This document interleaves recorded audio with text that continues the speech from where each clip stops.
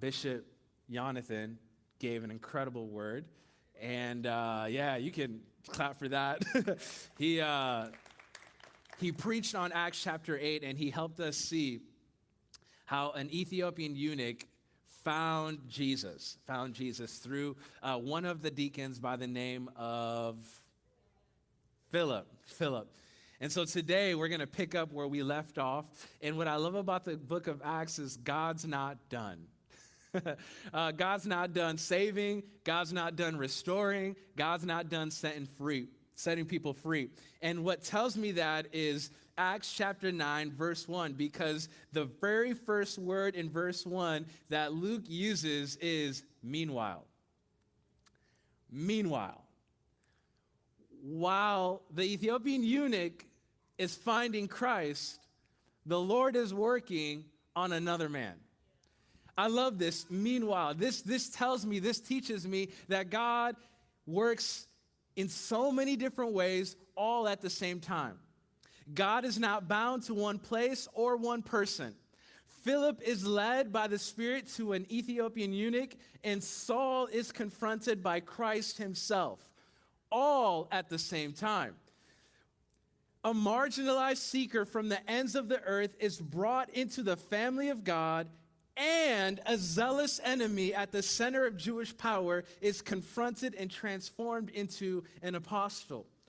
Meanwhile, God can do many things all at once. You see, the early believers, specifically the believers in Damascus, were terrified of Saul.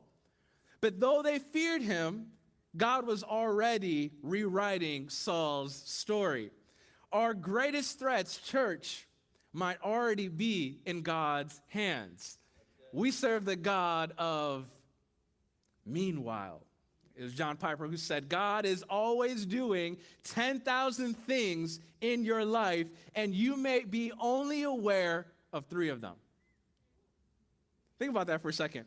God is so at work, so intentional, moving pieces, lining things up, preparing and making way, and you think God is not listening to your prayer about what your boss thinks about you. God is 10 steps ahead of you. God is already in 2030, and you're over here worried about how we're going to end the year well. God is the God of meanwhile. You may be fighting for contentment in your singleness. Meanwhile, God is preparing your partner. Some of us in here have stepped out in faith. Meanwhile, God is preparing for your opportunity. See, shout out to 2025. The economy is making it difficult for you to buy a house. Hit up Mickey. Meanwhile, God is preparing your home. We serve the God of meanwhile. Like right now, I need you to understand the things that you're stressing about, the things that you're afraid of, the things that keeps you up at night, God has already resolved. God has already spoken over. God has already made way because he's the God of meanwhile. He's not bound by time, he's not bound by space, and he's not bound by your limitations. Meanwhile, he's serving an Ethiopian eunuch and saving someone by the name of Saul. You may be praying for your family to accept Christ. Meanwhile, the Lord is working on the circumstances that would lead to their conversion. We serve the God of the meanwhile. Church, do not put God in your box. God is doing many things, even now. And as time unfolds, that's why I love the song, Give You Praise. I don't know if that's what the name of the song is. I was giving him praise, though.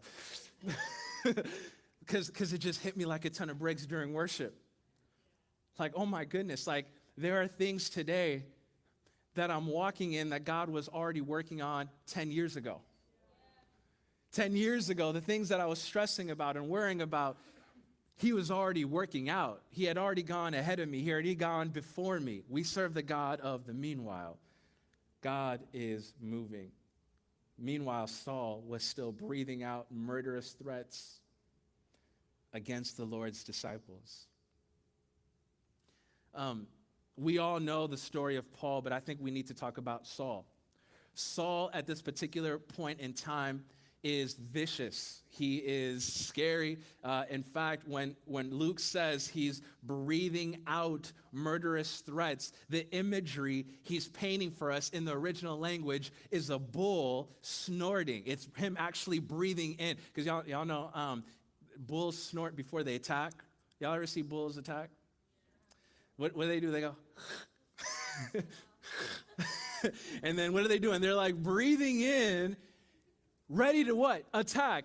And that's the imagery that Luke gives us for Saul as he's going to Damascus. He's like a bull ready to go attack. He's got hate in his heart. He's got danger in his eyes. He's got nothing but demolishing people on his agenda. He cares nothing about God, nothing about God's people. All he wants to do is harm.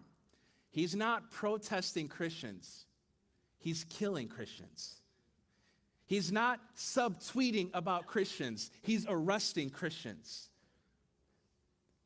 This is the man that God is after, breathing out murderous threats against the Lord's disciples.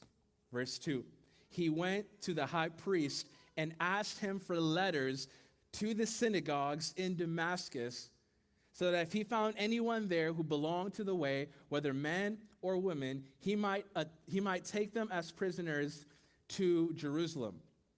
We got to do some work in verse 2. What's the significance of Damascus? Why is Saul headed to Damascus? What's so great about Damascus? Well, remember Acts 1, when Jesus told his disciples, you will be my witnesses where? To Jerusalem, Judea, Samaria, and to the ends of the earth. Well, Damascus is the ends of the earth, and guess what? There are reports that there are Christians already in Damascus. Not only that, but Damascus has a bunch of people who follow the way. It's actually believed that there are many synagogues who are losing people to Jesus, the way, and their leader, Ananias, is helping this church grow, develop. He's discipling. Damascus is about 160 miles north of Jerusalem. It's a lovely city. Damascus is a city you want to vacation at. It has great forests, it's got greenery. It's considered at its time the paradise on earth. It predated Abraham, so it's been around for a long time, and there were 150,000 Jews who lived there. It's the capital of Syria, and there, God was working and moving. This is encouraging. Why? Because we serve a God who doesn't just give promises. We have a God who keeps promises. And Saul gets word that it's not just in Jerusalem that revival is breaking out. It's getting ahead of us. So watch this. Damascus is 160 miles. It's believed it took up to 6 days to get there. So think about how much hate you have to have in your heart. Think about how evil you have to be. Mind you, this is not 6 days in the car. This is not 6 days by airplane. This is 6 days walking and riding on camels. He thought it was best to use his time to take a week off his regularly scheduled program to go to a city that's not his own and murder or arrest Christians. So he's headed into Damascus, and the Bible tells us as he gets close, nearby, scholars believe he was maybe a day away from arriving to Damascus, our good God intervenes.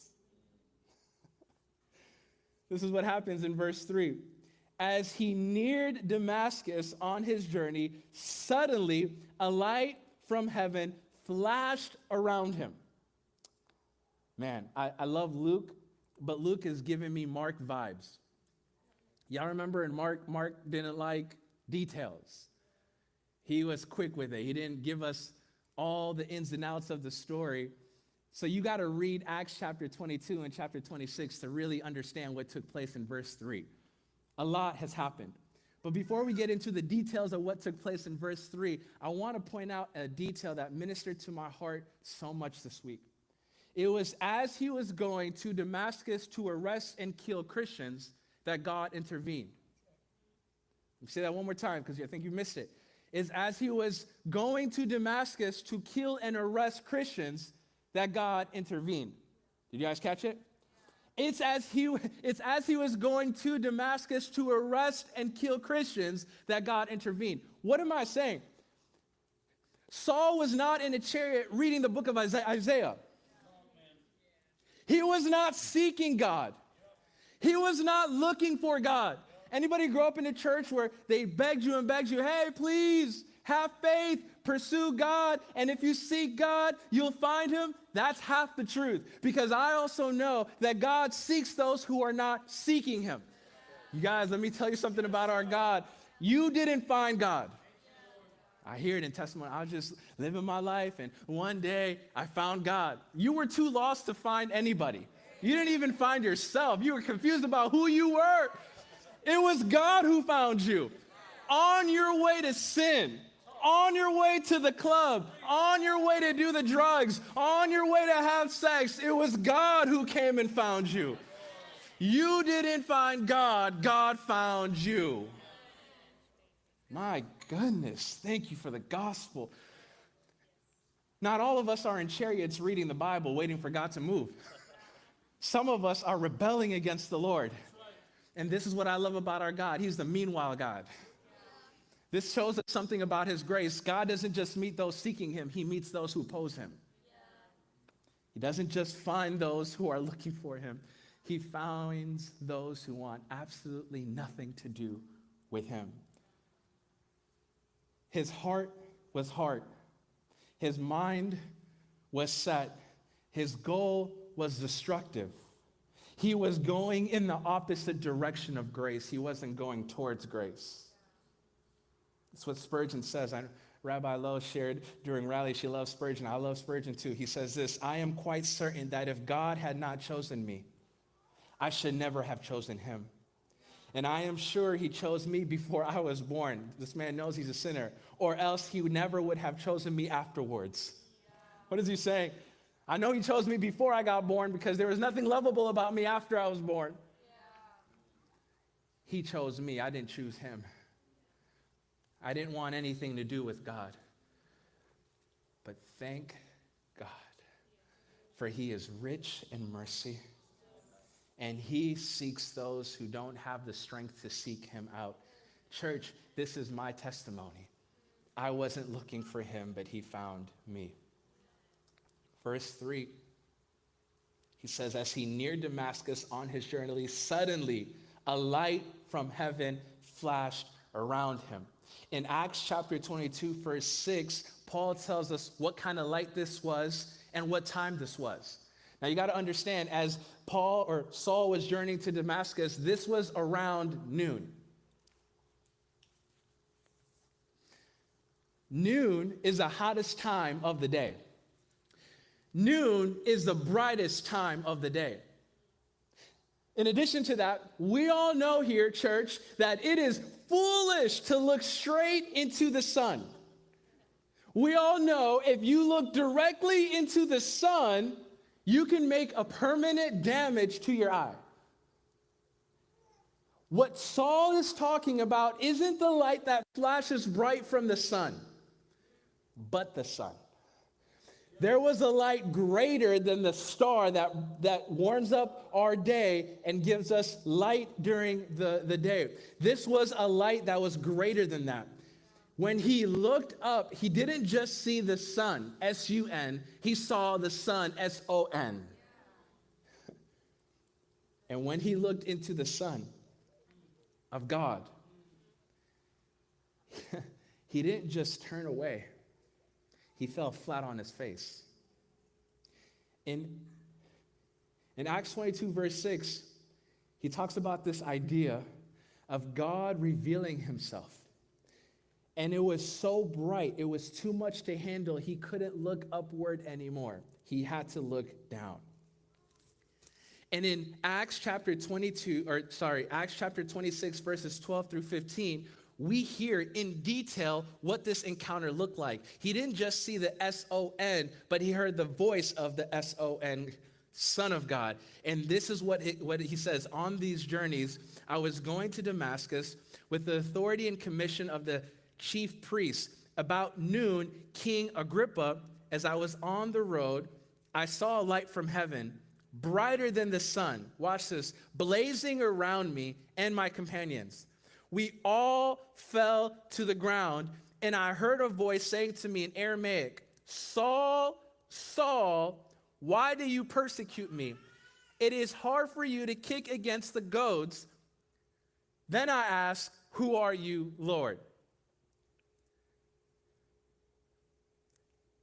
Saul, Saul, why do you persecute me? This happens in verse 4 too. Now, when I read this, it's reminiscent of the way God speaks. Y'all remember when Abraham went to sacrifice his son Isaac? Remember when he was about to take the knife and harm his son? What voice did he hear? A voice from the heaven. He heard this. He said, Abraham, Abraham. Y'all remember when Samuel was a little boy and he kept hearing his name? What did he hear? Samuel, Samuel. And where did he go? He went to Eli. Eli, what, you call me? He's like, I didn't call you. Y'all remember when Jesus went to Mary and Martha's house? And Martha chose the wrong thing. What did Jesus say? Martha, Martha. Y'all remember when Jesus was on the cross and he was about to die? What did he say? My God, my God.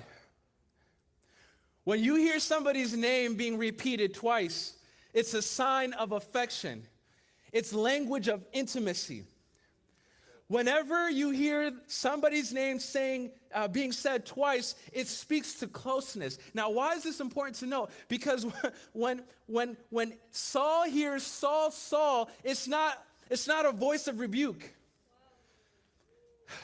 Saul is going to persecute Jesus. We're going to talk about what he said in a second.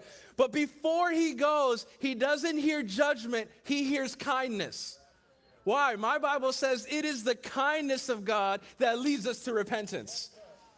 This is the man that's harming the church, but this is his introduction to the God that he's persecuting. Saul, Saul, patient, gentle, kind, loving, personal.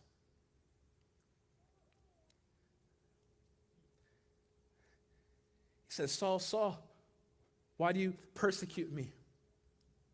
I love that. How many of you guys know at this particular moment in the story, Jesus is resurrected? How many of you guys know in this particular moment in the text, Jesus is in heaven, seated at the right-hand side of the Father? Jesus is no longer being persecuted. They've already bruised him. They already killed him. And Jesus, 3 days later, resurrected, defeating sin, sickness, and death. Who is Paul persecuting? Saul persecuting. He's persecuting Christians. Yet Jesus doesn't say, Saul, Saul, why are you persecuting my people? He says, Saul, Saul, why are you persecuting me? This is another thing about our God and his love for his people. He so, church, hear me, identifies with you and me. He's so close to you and I that whatever pains us pains him. Whatever harms us harms him.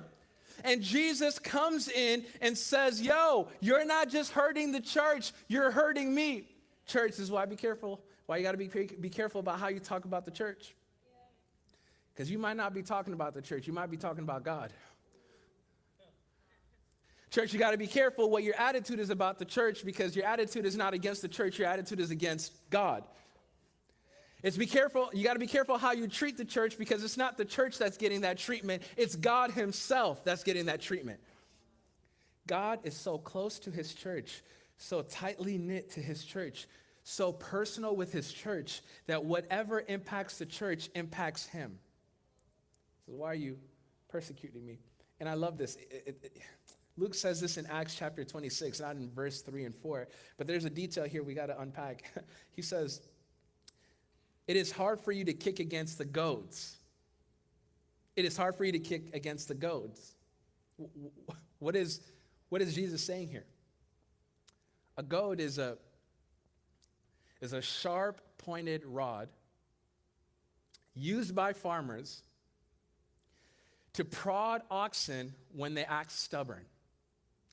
So when oxen isn't, or oxes, or the animal isn't doing what it needs to do, what the farmer does is it takes this, I think it's 6 to 8 feet wide, long, and it's like a wooden stick, and at the end of the wooden stick, there's this sharp, pointy piece. And what the farmer would do when the goad is stubborn when the oxen isn't complying and it's being stubborn, the farmer will come and it will prod the oxen's legs. Now watch this. The oxen is so stubborn that it'll try to fight against the goad, and what it'll do is it'll harm himself even more. So in the oxen resisting the goad, he's actually harming himself. And Jesus here is saying to Saul, why do you persecute me? You persecuting me is like the farmer taking this goad and trying to pierce you to act straight, but every time you resist it, you're hurting yourself more. Where am I going? Could it be that the more you and I resist God, we're actually harming ourselves? Could it be when we say no to the things of God, we're not harming God, we're really harming ourselves? Could it be when we're in a lifestyle of disobedience, we're actually harming our life? Y'all don't believe me, so I got to give you guys some example. Y'all looking at me like, no, my sin did good by me. What you mean resistance is going to harm me? You don't know my life, Pastor. Okay. Unforgiveness will poison you. When you don't confess sin, you harm yourself. I'm going to give you Bible, and I'm going to give you science. Bible, Psalms 32, verses 3 to 4. David reflects on keeping silence about sin. This is what he says. When I kept silent, Bible, David, my bones wasted away through my groaning all day long. For day and night your hand was heavy upon me. My strength was dried up as by the heat of summer. Do you guys hear what David just said? When I kept sin to myself, when I didn't confess my sin, my bones wasted away. Bible. Let me give you science. Studies show that when you keep secrets, stress hormones spike. Chronic stress damages our immune system, increases blood pressure, and harms the heart's health. Keeping secrets, keeping things inside, increases risks of illness. Studies link secret keeping to higher rates of anxiety, depression, and physical complaints like fatigue, ulcers, and cardiovascular strain. Y'all, that's science. Y'all hear what resisting God looks like? Heart disease. Y'all weren't listening to what I was reading? The lack of confessing, you know what that leads to? Depression. You're wondering why? Why am I depressed? Because you're resisting God. I'm not talking about clinical depression, okay? Don't email me. All right? Don't email. I'm talking about. All right, let me wind it back. Y'all not laughing today. I'm gonna read the room. When you resist God, you harm yourself. Verse 5. Who are you, Lord? Saul asked. Who are you, Lord? Saul asked. You know why this baffled me? Because of who's asking the question. It's Saul. You know Saul. He's a Pharisee of Pharisees. Growing up, Saul's parents put him into trade school. He grew up in Tarsus. And in Tarsus, it was a common industry. He was taught to weave clothes out of goat hair and fashion into strips to make tents. That's why later on we see he's a tent maker. He learned that at a young age. Come on, y'all, this is Saul. At 13, his parents sent him to Jerusalem to be taught by Gamaliel, one of the top teachers of the day. And under Gamaliel, he memorized the Old Testament. He has sat in rooms with some of the most educated people of all times. He sat in on debates we would pay to see. He was given access to professors and teachers who would answer any question he may have about anything. This is Saul. In Philippians, he tells us that he's a Hebrew of Hebrews. He says when it comes to the law, he's faultless, perfect, and following God's ways. This is Saul, who was circumcised on the 8th day. We're talking about Saul. This is a man who went to the best college, the best university in Tarsus when he got older. This is Saul. It's believed about Saul that after he came back from Jerusalem and went back into his hometown, he served as a teacher in the synagogue, as a rabbi in a synagogue. He's known to not just be educated, he's known to be a teacher. This is a man who's highly respected. This is a man who is revered. This is a man who claimed to know God. We're talking about Saul. Why am I taking my time? Because our resumes does us no good when we come in face to face with God. This is, when he says, "Who are you, Lord?" I'm baffled. This is a man who spent his life studying the Old Testament. This is a man who obeyed all 600 and something commandments. He doesn't recognize Jesus. This is a cautionary tale for all of us, church. Just because you have the law memorized doesn't mean you know God. Just because you're a respected teacher, just because you can podcast and lead a Bible study, just because you can do certain things correctly, doesn't mean you have an intimate relationship with Jesus. He saw enough to know he was talking to deity, but he didn't know enough to know it's Jesus. May it not be said about us. May it not be said about Perizim Church that they preached well, that they had great Bible studies and home groups, that they kept all the commandments, but didn't know Jesus.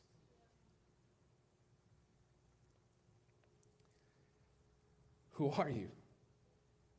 Can you imagine saying that to the person you've been serving your whole life? The person you've been talking about your whole life? Who are you?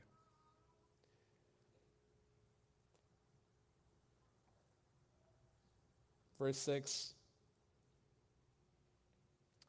he says, "I am Jesus whom you are persecuting now. Now go up and go into the city, and you will be told what you must do." Again, verse 6 doesn't do it for us, so we got to look to Acts 26, verse 16 through 18 to get more context to what Jesus said. This is all of what Jesus said to Saul in this moment. He says, "Now get up, stand on your feet. I have appeared to you to appoint you as a servant and as a witness of what you have seen and will see of me. I will rescue you from your own people and from the Gentiles. I am sending you to them to open their eyes and turn them from darkness to light and from the power of Satan to God, so that they may receive forgiveness of sins and a place among those who are sanctified by faith in me."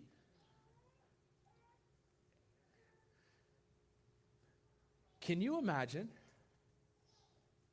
being an enemy of God, then being encountered by that God, and not only being forgiven, but being appointed by God? He's being appointed as an apostle, appointed as a witness. He's being rescued from the Jews and the Gentiles. But watch this, he's going to send them back to the Jews and to the Gentiles to be a witness and to take people from the darkness and bring them into the light, Rescue them from Satan so that they may receive forgiveness of sins. Here I want to put this out there. I was told a long time ago that leaders can never take people where they've never gone before.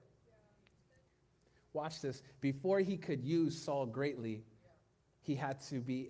Saul had to be encountered by God greatly. Before Saul could preach forgiveness, Saul had to experience forgiveness.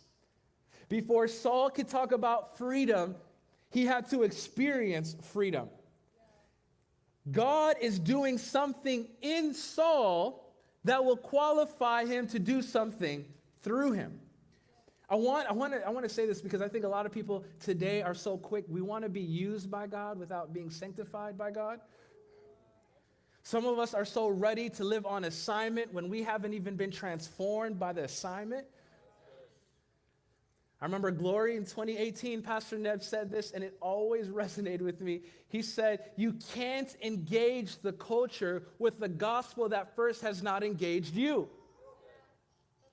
What gospel are you giving if that gospel message hasn't done something in your own heart? What message do you have to give if that message hasn't done something for your relationships? This is good. This is good. All of us, we need to be mindful because we're so quick to teach before learning. We're so quick to post before actually wrestling. Anybody ever been in their Devo time? And a revelation just hits you and you go straight to Twitter. Straight to IG. Church, I've got news for y'all. God is kind. I was in my Bible today. You haven't even obeyed the thing you just learned. Before you obeyed the revelation, you're talking about the revelation. Anybody? Is it just me? We go straight to YouTube. I'm guilty of this too. I read something. That's gonna cook. I'm gonna put that in my back pocket, and I haven't done anything about it yet. But I love how God will the greatest miracle isn't being used. The greatest miracle is being transformed. But I love this too. After he's transformed, he sends him back. He saved Paul from his people for his people. Paul was saved from culture for culture. We have a culture in Christianity right now where all we want to do is go to the Christian conferences and the concerts and just hang around other saints, and we're in our own little Christian bubbles, and none of us are going out and proclaiming the thing that delivered us. And God says to Saul, listen, I don't want to just save you, but I have a purpose in saving you, that I have appointed you to do something beautiful. Verse 7, the men traveling with Saul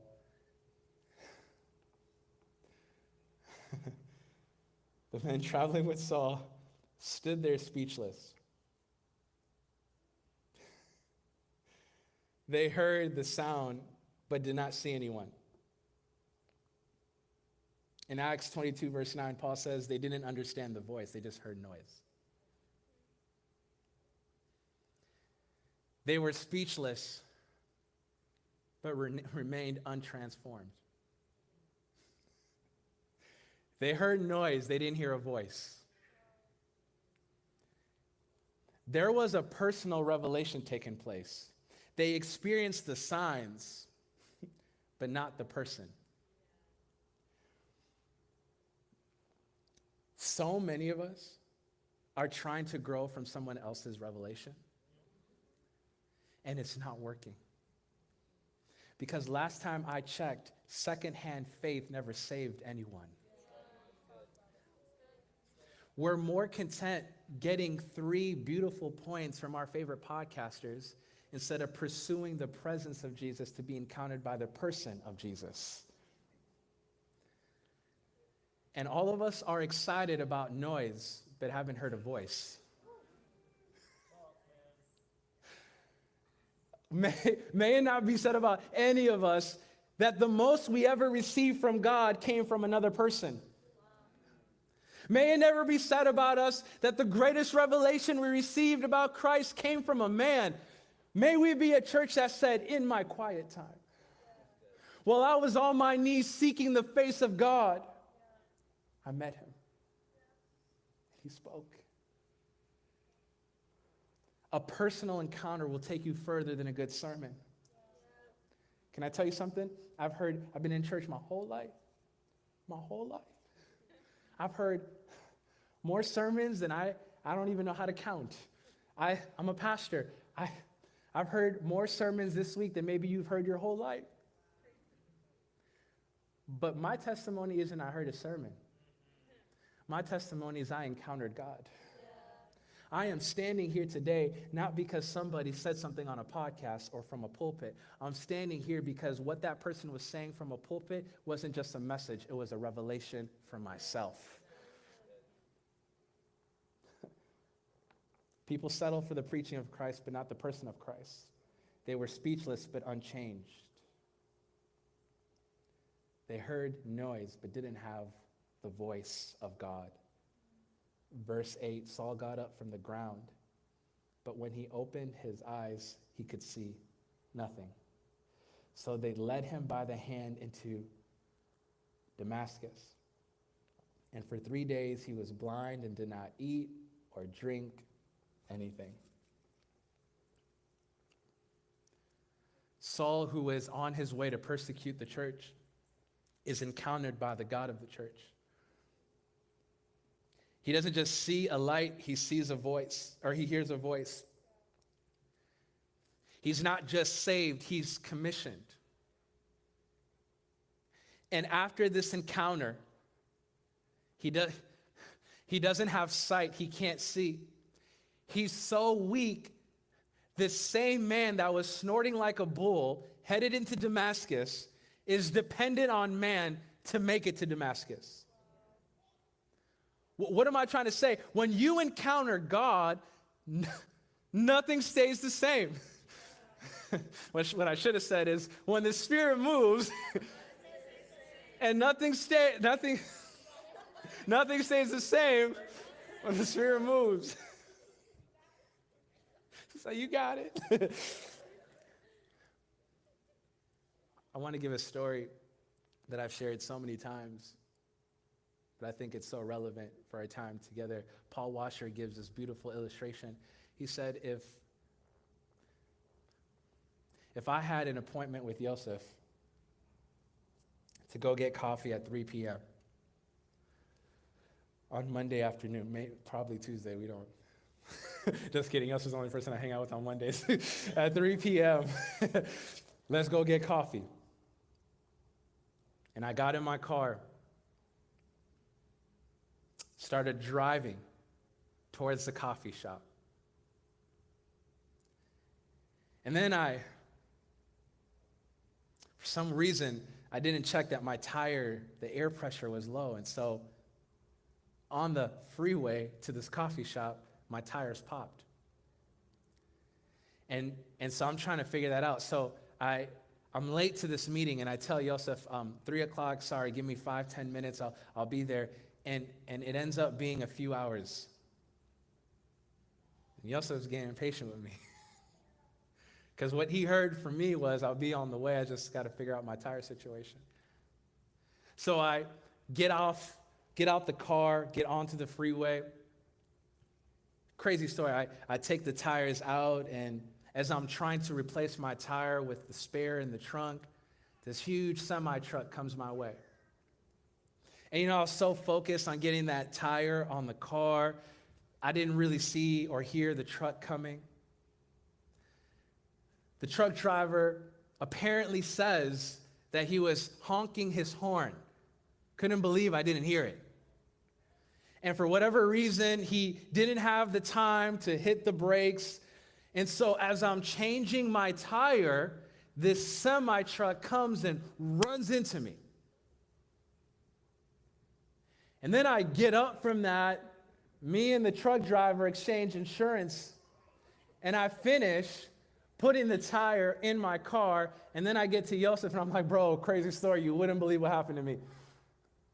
He's like, what happened? Why are you 3 hours late? Bro, I was out on the freeway, and my tire popped, and this huge semi-truck. Yosef would look at me like I am foolish. Why? Because how in God's name could I, as a human being, come in contact with something as powerful as a semi-truck? Get up, brush the dust off my shoulders, and go back to my regularly scheduled program as if nothing happened. Church, if I actually got hit, if I actually got run over by a semi-truck, I'm dead. Why do I bring this illustration to us today? Because that's what happened to Saul. How could you say that you've encountered God and everything stayed the same? How could you say, I got out of my Devo time with the Lord, I received a revelation, and nothing about you changed? If a semi-truck can end my life, what can the Spirit of God do for my soul? How many Christians are saying, I've encountered God, but they talk the same? They do friendship the same? They spend money the same? They show up to work the same? They talk about others the same? Friends, it's illogical. There's no way you can come in contact with the light of God, with the revelation of God, and go on being you. I hear so many Christians, God understand me. He get me. He made me me. I'm just going to be me because it's me, and he made me like me, so I'm me. No. The Bible says, die to me. Saul,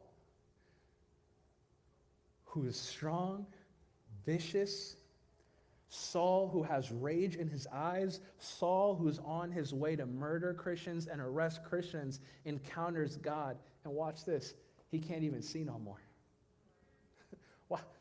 Forget that. Look how weak God made him. That's what I love about it. It doesn't matter how much of a threat your threat is, let him encounter God. He's so weak that his companions are like, shoot, bro, you okay? Let me hold you up here. Like, no, come this way. And they literally carry him to Damascus. Why? Because when the Spirit moves, and nothing stays the same, how does one encounter God and remain sufficient? How does one encounter God and go on with their regularly scheduled program? Church, did you really get a revelation? Or did you get knowledge that puffed you up? Because Jesus is not interested in just making you feel good about what you read. Jesus is interested in getting that word you read into your heart and changing the way you honor your mother and father, changing the way you treat people who don't like you, giving you a budget that honors the Lord and not just your 5-year game plan. God, when he gets in the mix, doesn't just give you a good time. He alters the direction of your life. Saul is not the same. He's different. In verse 10, it says, in Damascus, there was a disciple named Ananias. Luke doesn't say it here, but I would have added meanwhile right there. Because watch this. For 3 days, Saul is praying and fasting, trying to make sense of this whole thing. I love that. Like, Saul didn't just get up and go to the movies after he encountered God. He didn't just go up and go out to eat with his friends. He had to sit and wrestle with God. What did I just experience? And while he's wrestling with God, God's making a way for him. So he speaks to Ananias, one of the leaders of the church that Saul is coming to persecute. And he says, before we get into what he says to Ananias, I'm just looking at my time, but I love the attitude of Ananias. He says, yes, Lord. Yes, Lord. You're calling my name. What do you need? I'm ready. I'm open. How do you want to lead my life? Yes, Lord. What do you have to say? Go to the house of Judas on Straight Street and ask for a man from Tarsus named Saul, for he is praying. In a vision, he has seen a man named Ananias come and place his hands on him to restore his sight. Lord, this is the petition. Ananias answered, I have heard many reports about this man and all the harm he has done to your holy people in Jerusalem. And he has come here with authority from the chief priest to arrest all who call on your name. You know what I love about Ananias? He's ready to receive what God has, but when God says something he don't like, he's ready to, God, I don't know if you've been on Twitter, but the streets are talking. I don't know if you tuned into Fox News or see it. Like, let me tell you, like, you might be ignorant. I don't want to offend you or anything, but listen, this man is trying to kill us. Are you sure you got your facts straight, Lord? That man? We are right now getting ready for war because of that man. You know what I love about this? You can always be honest with your God. It's almost offensive to question God's intelligence. But I love how God responds. He doesn't say, how dare you question me? He says, just go. Yeah, I heard. I got it, go. This man, watch this, is my chosen instrument. He's mine. He doesn't belong to Satan. He doesn't belong to the Jews. He doesn't belong to the chief priests. He doesn't belong to the Pharisees. He belongs to me. And I have called him for a purpose. I know what he was doing, but I figured that out. Go proclaim my name, as a chosen instrument to proclaim my name to the Gentiles and their kings and to the people of Israel. I will show him how much he must suffer for my name. I love this because every time God calls someone, it's always accompanied with the call to suffer. You ever notice that? Nobody just gets called. You get called and you get called to suffering. You want to do great things for the Lord? Be prepared to suffer. Everybody wants the ministry of Paul. Nobody wants the sacrifice of Paul. Everybody wants the influence of Paul. No one wants the hardship of Paul. One doesn't come without the other. If you want to be used, you must suffer. But watch this, verse 17, bless me. Then Ananias went. Do you guys see that? Verse 17 says, then Ananias went. Can we just highlight Ananias for a second? How much faith do you have to believe God calling you to someone who once was trying to kill you? Like, because, this story doesn't rock us because most of how we interact with Saul is he's Paul. He wrote 2/3 of the New Testament.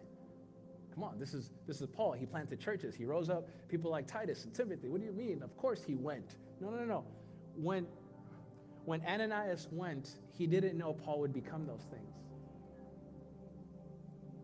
When Paul went, when Ananias went, Saul was not a friend, he was an enemy.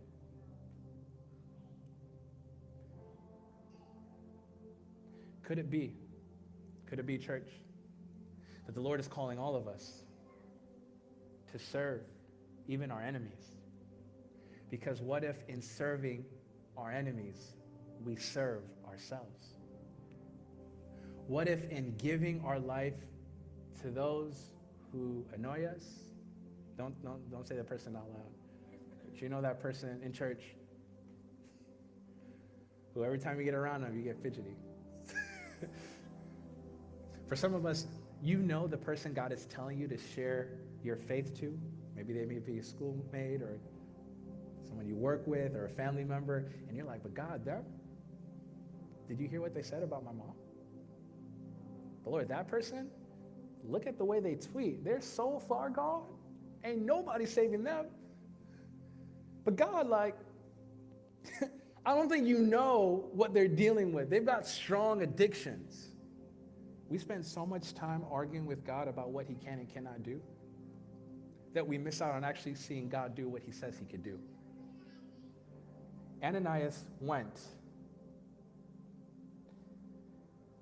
to the house and he placed his hands on Saul and he said, brother. God says you're his, so that means you're my brother. God told me in a vision that he's going to use you, so you're my brother. I know we didn't see eye to eye, but you're my brother. I know I was scared of you, but now you're my brother. I still don't know if I trust you, but you're my brother. I'm a little scared of you, but you're my brother. Brother, Saul, the Lord Jesus who appeared to you on the road as you were coming here has sent me so that you may see again and be filled with the Holy Spirit. Immediately something like scales fell from Saul's eyes. As I'm wrapping up, you know, Jesus could have saved Saul, Paul, so many ways. As I was reflecting on this week, think about it, like, Jesus could have just removed the scale from Saul's eyes his own way. He didn't need Ananias. But I think right here we're seeing a picture of what the church should look like. Because, you know, God don't really need you or me, but he uses us for our freedom and our restoration. So many of us are trying to break free in isolation, but if the scales were removed when a brother came, what if you are sent on assignment to help somebody see Jesus more clearly? Yeah, I know he could do it on his own. I know God doesn't need the sermon. I know he doesn't need the home groups. I know he could do bad all by himself, but that's not how he designed the church. He designed the church so that we would need each other, so that we could serve each other, so that we could help each other experience freedom. Maybe there's freedom in serving someone you're terrified of. Maybe God is in that. Then after taking some food, he recognized his strength.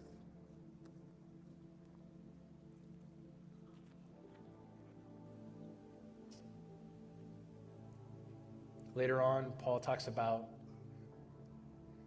in 1 Timothy chapter 1, how he's the chief of sinners. And he says, if God can save me, he can save anyone. And I hope and I pray that we don't look at Paul and say that's right, but we too have the same attitude as Paul. Say, if God can save me. Some of us, we don't actually believe that God had beef with us. Some of us actually believe that God actually liked us. No. All of us have fallen short of the glory of God, and all of us were enemies of God. And if God can save me, he can save my coworker. He can save my classmate. He can save my neighbor. He can save my family member. Lord, we thank you